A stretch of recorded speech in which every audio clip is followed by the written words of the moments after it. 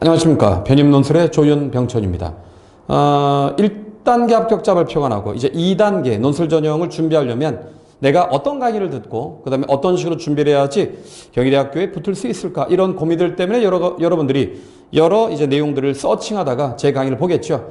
저는 2011년부터 2017년도까지 김영편입학원에서 연세대학교 누적 합격자 1위, 그 다음에 압도적인 합격률을 자랑했던 조윤병천이고요. 당연히 올해부터는 제가 이제 혼자 저희 학원에서 학생들을 가르치고 있는데, 여기 보시면은 경희대학교 논제는 당연하게 경희대학교의 요구 조건에 맞는 글을 써야 되죠. 그래야지만 여러분들도 합격의 가능성이 높아지겠죠. 자, 그러기 위해서 우리가 뭘 해야 될 것인가? 자, 보시죠. 이거는 이제 제가 조윤병천, 그 다음에 러셀 메가스터디 강사, 그리고 김영편이 연대 경희대, 그 다음에 고려대학교 전담교수 이렇게 나와 있던 거고, 2011년부터 그 다음에 2017년도까지 압도적 합격의 중심이었다, 그 내용을 언급하고 있는 거고요.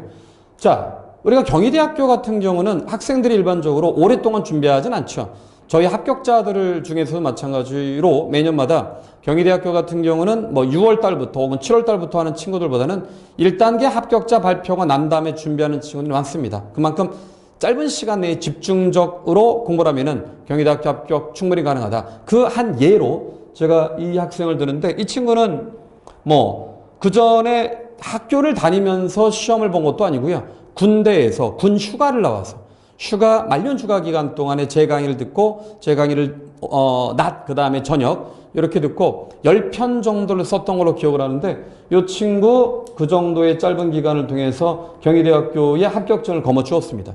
그 이유가 뭘까? 당연하게 짧은 기간 동안에 우리가 해야 될 건 뭐냐면, 경희대학교에서 요구하는 시험, 이 논술 문제도 시험이니까 시험에서 요구하는 게 과연 무엇인가에 대한 정확한 인식, 그거에 따른 글쓰기 방법론을 숙제에서 반복적으로 쓰고 교정을 받고 또다시 쓴다면은 당연히 합격의 가능성이 높다, 이렇게 볼 수가 있겠죠. 자, 합격자의 사례로 한번 보면은요, 임빵빵 학생, 이 친구도 경희대학교 경제학과입니다. 수강기간 6개월인데 이 친구는 연세대학교 시험을 보고 난 다음에 쉬었다가 다시 이제 경희대학교를 준비를 했습니다. 경희대학교 준비 역시 파이널만 준비했었는데, 리라이팅을 통해서 수업 후에 글쓰기를 교정했고, 무엇보다 공개평가, 제 강의는 공개평가가 가장 중요한데 여러 학생들의 글을 복사해서 같이 봅니다. 그러면은 내 글뿐만 아니라 다른 친구의 글이 갖고 있는 장단점을 명확하게 이해할 수 있겠죠. 특히나 파이널 강좌가 굉장히 중요한 이유는 파이널 강좌 동안에 학생들의 의식이 가장 높이 올라가. 그 올라간 의식과 내 의식을 맞춰주게 되면은 당연히 나도 합격할 가능성이 있겠죠. 그래서 하루에 우리가 보통 4시간, 4시간씩 8시간 하게 되는데, 그래서 월요일부터 금요일까지 10회 정도를 합니다. 10회 정도를 하게 되면은 경희대학교에서 요구한 논제에 내가 익숙해지기 때문에 아까 군 휴가를 나와서 합격했던 친구처럼 내가 그럴 수 있는 가능성은 높다, 이렇게 보면 될 것 같고요. 자, 이게 제 수업을 듣기 전과 듣기 후의 내용인데 워낙 이렇게 작아서 잘 안 보이겠죠. 어떤 변화가 있었는가?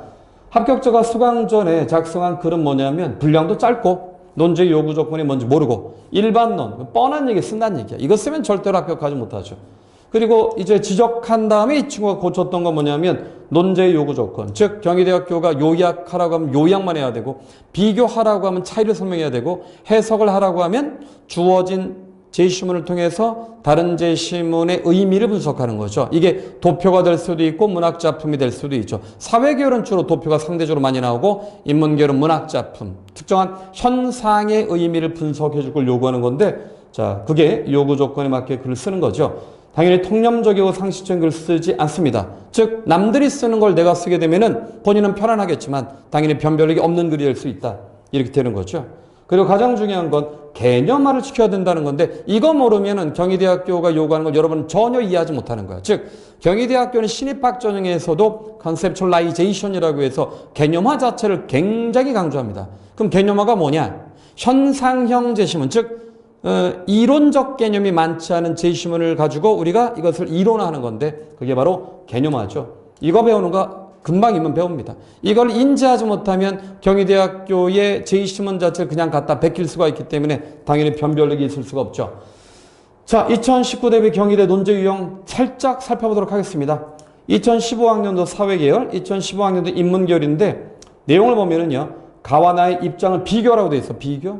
이쪽은 마의 지문을 이용하여 다와라의 주장을 비판하라고 되어 있어. 논제가 비교와 비판이에요. 그럼 여러분은 비교는 어떻게 써야 되지? 비판은 어떻게 써야 되지? 글의 구성은 어떻게 해야 되지? 첫 번째 문장은 어떻게 해야 되지? 이걸 배워야 돼. 이걸 모르고 대충 쓰게 되면은 당연하게 엄밀한 글쓰기가 되지 않겠죠. 제 수업의 핵심은 바로 이 요구 조건에 맞는 글쓰기다. 이렇게 보시면 될 것 같습니다. 여기는 가와나의 내용을 요약하고 논지를 비교라고 되어 있죠. 요약과 비교가 있네요.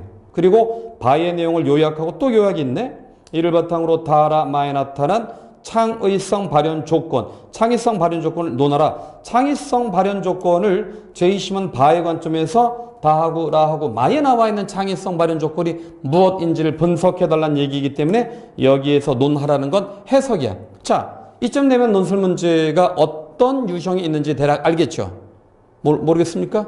자, 요약, 비교, 해석, 비판. 이 네 가지밖에 나오지 않아. 그럼 이 네 가지의 문제가 나왔을 때 우리가 단락을 어떻게 구성하고 분량배분 어떻게 하고 주제문을 어떻게 설정하고 추론을 어떻게 해야 될지 이것을 이해한다면 대학에서 요구하는 요구 조건대로 내가 제2시문을 독해하고 글 쓸 수가 있겠죠. 짧은 시간에 충분히 가능합니다. 장황하게 설명할 필요가 없죠. 핵심적인 내용만 보면 되지 쓸데없는 내용을 못 들어봅니까? 여기 보시면은요, 나와 다 보여주는 현상을 토대로 가의 주장 비판, 비판이지? 그렇죠? 이쪽은 라와마의 내용을 이용하여 나에서 생길 수 있는 문제 방안을 논술하죠. 이거는 그러면 나와 라와마의 내용을 이용해서 문제를 먼저 제기하고 그 문제의 극복 방안을 설명해 주면 되는 거야. 아시겠죠? 즉 요구 조건에 맞춰서 글을 써야지 이 요구 조건이 있음에도 불구하고 라와마의 내용을 규정해 주지도 않고 나에서 생길 수 있는 문제를 규정해 주지도 않고 이에 대한 극복 방안을 논하는 것, 이렇게 되면 논제의 요구 조건과 무관한 글이 되겠죠. 자, 인문계열 문제 볼까? 요약하고 비교하세요. 반복적이죠. 밑에 보면 요약하고 그 다음에 논술하시오. 삶의 태도를 논술하라는 문제는 이 삶의 태도가 타당한지 타당하지 않은지를 여기 평가하라는 얘기야. 자, 여기 보면은 또 가의 내용이 초래할 수 있는 사회 문제를 설명하고 해결 방법을 나 제시문에 근거하여 제시하시오. 자, 글자 수가 700자입니다. 그럼 이건 좀 다른 방식으로 봐볼까? 가의 내용이 초래할 수 있는 사회 문제를 설명하라. 몇 자입니까 이거? 대략 100자 정도야. 그리고 난 다음에 그 해결 방안을 나의 근거에서 제시하시오. 그러면 해결 방안을 나의 근거에서 제시하라라고 하는 거는 앞에 있는 가의 내용이 초래할 수 있는 문제 자체를 100자로 규정하고 그거를 설명하는 거야. 그리고 이제 400자를 통해서 700자니까 300자, 400자로 나누면 되고요. 해결 방안은 400자야. 즉 나의 근거에서 200자, 200자, 1, 2, 논거를 2개 제시하면 되겠죠. 그런 방식으로 단락을 구성하고 주제문을 설정하고 내가 써야 될 글의 방향을 결정해 주는 거지. 구체적인 내용들은 수업 시간에 디테일하게 할 테니까 수업을 통해서 여러분이 확인해 보시고요. 제가 지금 말하려고 하는 건 이런 거야. 자, 다와 라와 마의 내용을 이용하여 나에 생길 수 있는 문제를 설명하고 문제를 설명하라고 하니까 이건 해석이야. 개선 방안을 논하셔. 이건 비판이야.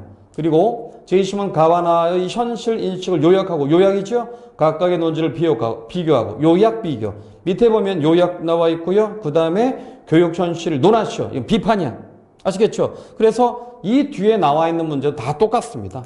2017년도 문제 여기 보시면 현상을 설명하시오. 해석이야. 그리고 문제를 라와 마를 이용해서 설명하고 이에 대한 개선 방안 비슷하죠. 즉 2015년부터 16년, 17년, 18년 넘어가면서 사회계열 문제와 인문계열 문제가 유사한 패턴을 갖고 있다. 올해도 당연히 그 패턴의 범주에서 나오겠지. 그래야지 이 논제를 이해해서 올해 어떤 문제가 나오고 그 문제가 나온다면 어떤 식으로 글을 써야 될지를 우리는 결정해 주면 되는 거야. 그리고 글의 방향 자체를 논제의 요구 조건에 따라서 즉 제2심을 독해한 방향에 따라서 써주면 되는 거지. 그건 어렵지 않습니다. 글쓰기 자체는 정말 어렵지 않아. 그럼 뭐가 어렵냐? 텍스트에서 핵심을 뽑았다면 뽑은 내용을 정리하는 건 쉽지. 그거는 근데 아주 초보적인 글쓰기고 뽑은 내용의 내포된 의미가 무엇인가 이 지점을 잡아줘야지만 여러분이 합격의 가능성이 높아진다는 거 잊지 마시고요. 자, 작년 겁니다. 가바나의 내용을 요약하래. 그리고 차이, 비교죠. 비교입니다. 그리고 바의 관점을 바탕으로 다와 라와 마의 내용을 평가하시오. 이거 뭡니까? 비판이야. 그리고 사회계열 문제 보시면은요, 가부터 라에서 제시하고 있는 사회 현상에 대한 두 가지 상반된 시각을 설명하시오라고 되어 있습니다. 그럼 두 가지 상반되니까 이것을 하나의 주제에 대한 관점을 나누고 차이를 설명해달라는 얘기예요. 뭡니까? 비교예요. 여기는 두 번째는 논제 1에서 설명한 두 가지 시각을 마의 시각에서 평가하고 비판이에요. 그리고 제2심은 마에서 기술된 현상이 나타날 수 있는 원인을 바를 바탕으로 설명하시오. 이건 뭐야? 해석이야. 그러면 여태까지 굉장히 많은 걸 본 것처럼 느껴지지만 사실 논술 문제는 요약, 비교, 해석, 비판 네 가지밖에 없고 이 네 가지는 각각의 요구 조건대로 글을 쓰는 방향이 결정돼 있기 때문에 그것을 인지하고 글을 쓴다면 넓고 애매모호한 글이 아니라 좁고 정교한 글을 쓸 수 있다. 이렇게 보시면 될 것 같습니다. 자, 합격자들의 내용을 보면은요. 아침 10시부터 오후 5시까지 파이널 수업을 들었다. 자, 경희대 요구 조건이 뭔지를 몰랐지만 반복적 쓰면서 잘 쓰는 학생의 답안과 비교해도 자기 답이 갖고 있는 문제점을 객관적으로 평가할 수 있었다. 이게 바로 공개평가입니다. 공개평가를 통해서 좋은 글과 좋지 않은 답안 자체를 내가 객관적으로 인식할 수 있었다. 이렇게 되는 거죠. 경희대학교 의상학과 합격자 역시 마찬가지입니다.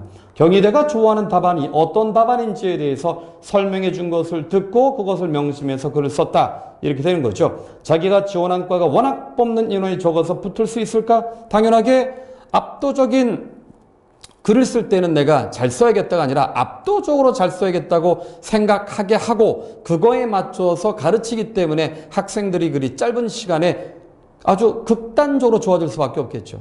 그 이유는 여러분들이 수업을 통해서 확인해 보시면 될 것 같고요. 경희대학교 호경과 호텔경영과 합격자 이 친구도 역시 마찬가지입니다. 무엇보다 선생님이 수업 때마다 지우세요. 제가 첨삭하는 방법인데 지우세요라고 해주셔서 합격할 수 있었다. 당연하죠. 뭔 말이냐면 잘못된 글을 교정해 주지 않고 모호하게 얘기해 주면 안 된다는 거야. 그리고 이 친구도 공개평가입니다. 다른 여러 친구들의 글과 내 글을 비교할 수 있기 때문에 합격이 가능해졌다. 이렇게 보는 거고요. 의상학과 합격자 역시 마찬가지입니다. 이 친구도 자 선생님이 논술 수업을 듣고 논술 전형으로 한 번에 들어올 수 있었다. 역시 이 친구도 가장 중요하게 생각하는 건 파이널 수업 그리고 선생님의 공개평가입니다. 공개평가. 공개평가가 왜 그렇게 중요하냐면 짧은 시간에 여러 학생들의 글을 보기 때문에 오랫동안 논술 수업을 들은 효과를 만들어낼 수 있다. 이렇게 보면 됩니다. 연세대학교 합격자들도 마찬가지고요. 연세대학교 합격자들도 역시 리라이팅을 통해서 틀린 부분을 교정할 수 있었기 때문에 역시 연세대학교 간호학과 적절한 개념을 뽑아내는 방식. 아까 경희대학교는 개념화가 중요하다고 했죠. 그렇죠? 연세대학교 노어 논문, 잘못했어요. 노어 논문인데. 어쨌든 여기 보시면은요. 가장 중요한 것은 선생님과 함께 했던 수많은 주제들과 스킬들이 있었기 때문에 가능하다. 파인할 때 훈련한 시간 배분 중요합니다. 파인할 때 시간 배분을 어떻게 하느냐? 내가 주어진 2시간 동안에 어떤 식으로 브레인스토밍을 하고 어떤 식으로 제시문을 넣게 하고 어떤 식으로 글을 써야 되는지 이게 매우 중요한 포인트다. 이렇게 볼 수 있겠죠. 정액과 합격자 역시 마찬가지입니다. 자, 여기 보시면은요. 자, 논술에 좋은 단어를 외우려고 했던 것과 함께 질 좋은 글쓰기를 위해 몇 시간 투자했다. 이게 핵심이죠. 질 좋은 글쓰기를 위해서 시간을 많이 투자한다는 건 그만큼 짧은 시간 동안에 압축적으로 자신의 의식을 고도화시켰다는 거야. 자, 고려대학교 사회학과 홍빵빵 학생 역시 마찬가지입니다. 파이널 수업이 아니었다면 어땠을까? 파이널 자체가 그만큼 학생들한테 중요하다. 이렇게 볼 수 있죠. 정액과 합격자 이 친구도 역시 마찬가지로 고려대학교 논술에 일가견이 있었던 분은 조인병천 선생님밖에 없다. 당연한 얘기죠. 나한테 배워서 합격했으니까 내가 뛰어나다고 얘기했겠지. 자, 그래서 이런 합격자들, 이거 편입 합격자들도 있어. 오케이. 자, 여기 보면은요. 논술 강사 최초 연고대 논술 전형 합격. 이건 뭘 의미하냐면 이렇게 압도적인 합격자를 냈고 그것이 내가 가르쳤던 결과이다. 뿐만 아니라 내가 직접 시험을 봐서 합격을 했기 때문에 선생님의 논술 자체가 가장 실전적이다라는 걸 증명했다. 이렇게 볼 수가 있습니다. 제 프로필이 쭉 나와 있는데 2003년도부터입니다. 이투스. 그 다음에 하이논술, 유레카, 메가스터디, 김영편입. 가장 논술의 실전 현장에서 오랫동안 학생들을 가르쳐왔고 2011년도에서 2017년까지 또 김영편입에서 압도적 합격자를 배출했던 강사가 바로 저 조인병천이다. 이걸 말하려고 하는 거죠. 자, 여러분들 이제 얼마 남지 않은 우리 경희대학교 편입 논술 시험 맨 마지막에 어떤 수업을 들어야지 내가 합격할 것인가 여러분들이 잘 판단해 보시고요. 궁금한 점이 있으면은 제 카페나 블로그에 들어오시면은 제가 성의껏 대답해 드리도록 하고요. 파이널 강좌는 직전 일주일에 시작이 된다는 거 여러분들이 알아두시면 좋겠고요. 자, 그때 수업 시간에 보고 여러분들이 합격할 수 있게끔 넉넉히 도와드리도록 하겠습니다. 지금까지 편입논술 조윤병천이었습니다. 감사합니다.